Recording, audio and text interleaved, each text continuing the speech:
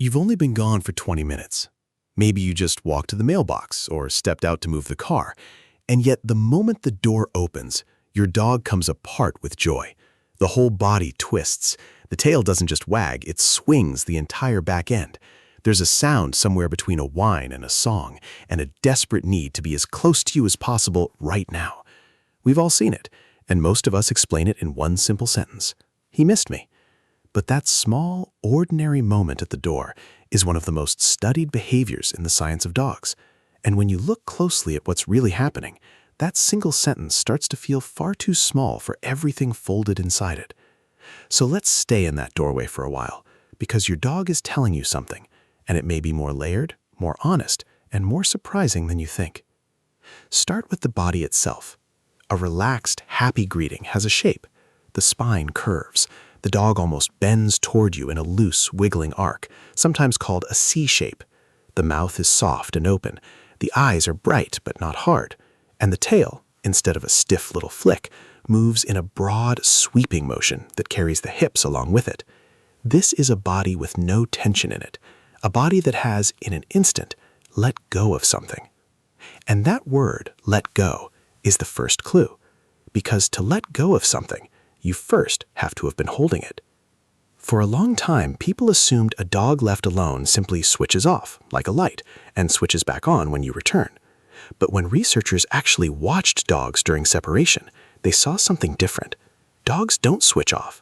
Many of them stayed oriented to the door you walked out of. They returned to the spot where they last saw you. Some rest their attention on an empty chair, the one you usually sit in. There is following, waiting, listening. A quiet, patient vigilance.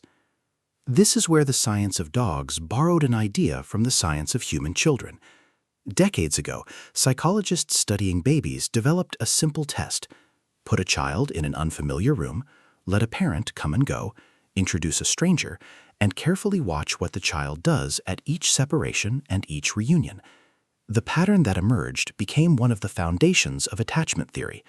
The way a child seeks closeness, the way they use a trusted person as a safe base to explore from, and above all, the way they react when that person leaves and returns. In the late 1990s, a team of researchers in Hungary asked a bold question. What if we ran that same test, but with dogs? So they did. They brought dogs into an unfamiliar room, and they let the owner and a stranger come and go, and they watched. What they found reshaped how we understand the bond. The dogs didn't treat all humans the same. They stayed closer to their owners. They explored more freely when their owner was in the room, as if the person's presence made the whole strange place feel safer. And when the owner left and came back, the dogs greeted them far more intensely and for far longer than they ever greeted the stranger. That distinction matters more than it first appears, because a dog who greets everyone with enthusiasm could just be a friendly, excitable dog, but a dog who greets you differently than a stranger. The relationship between a dog and its person carries the real signatures of attachment, not a metaphor, not a projection, a measurable pattern of seeking closeness, of using you as a safe base, and of feeling the gap when you're gone. Which brings us back to the doorway and to a question that quietly worries a lot of dog owners. If my dog feels the gap when I'm gone, does that mean the bigger the greeting, the more he suffered while I was away? Here, the research gives us something remarkable and something to be careful with. In one study, scientists looked at whether the length of a separation actually changes the greeting, and it does. The longer a dog had been left alone, the more it sought out its owner on their return, the more it wagged, and the more attention it directed at the person it had waited for. The greeting, in other words, is not a fixed thing. It scales. A short absence brings a warm hello. A longer absence brings something more. That's a beautiful finding because it means the greeting isn't random. It's connected to the time apart. But it also means we should read it gently. A greeting that grows with absence is telling you about the separation, not just about the love. And most of the time, that's completely healthy. It's the normal rhythm of a bonded animal marking the difference between together and apart. There's a physical side to this too.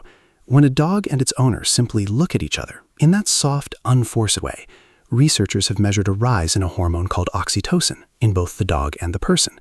It's the same hormone tied to bonding between parents and infants.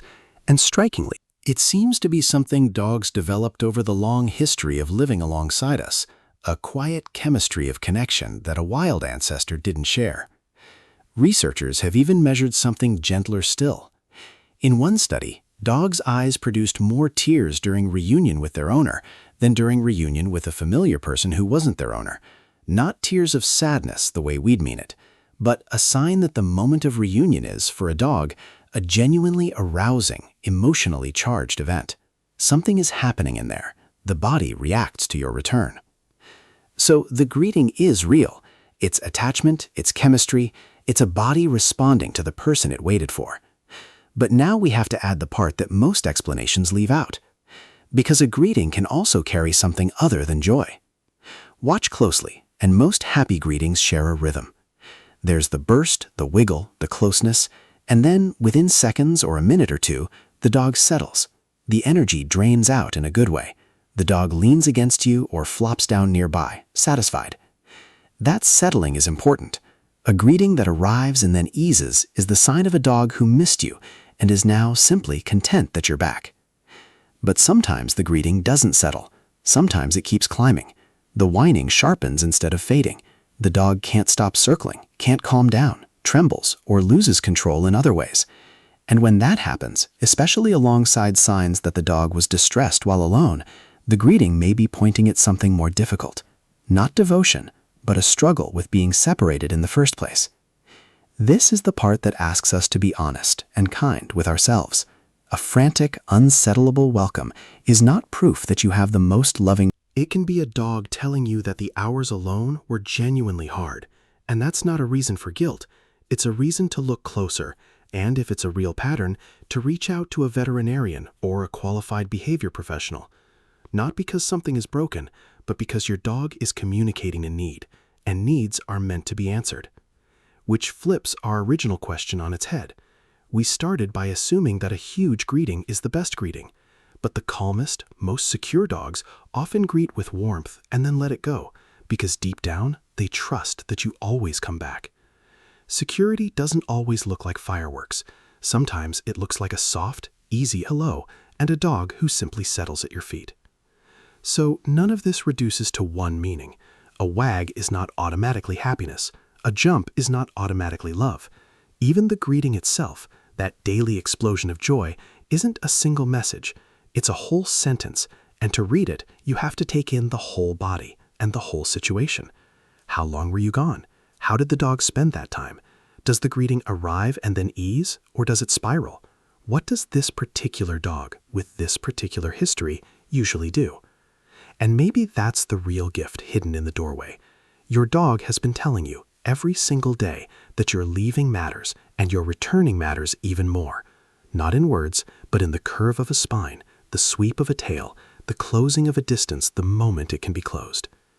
The next time you come home, watch it happen. Really watch. See the shape of the body, the softness in the eyes, the way the energy rises, and then, if all is well, gently falls. You'll be watching one of the oldest conversations on Earth. A bond that a wild wolf never had, unfolding quietly at your own front door. Your dog was never just excited. Your dog was waiting for you, and now you understand what that waiting means.